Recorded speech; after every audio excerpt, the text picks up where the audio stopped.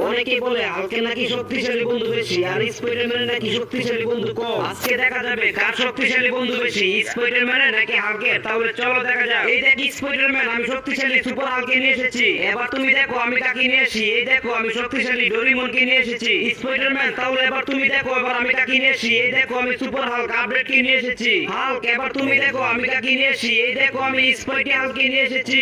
Spiderman তাহলে এবার তুমি দেখো আমি কাকে নিয়ে আসি। এই দেখো আমি 2050 সালের আপডেট সুপার হাল্কে নিয়ে এসেছি। হাল্ক তাহলে তুমি এবার দেখো আমি কাকে নিয়ে আসি। এই দেখো আমি রোবট আয়রন ম্যান কে নিয়ে এসেছি। স্পাইডারম্যান তাহলে এবার তুমি দেখো আমি কাকে নিয়ে আসি। এই চল। এই দেখো স্পাইডারম্যান, আমি তিন মাথা বলা আমার বন্ধু দানবকে নিয়ে এসেছি। এবার তো তুমি হেরে গেলে।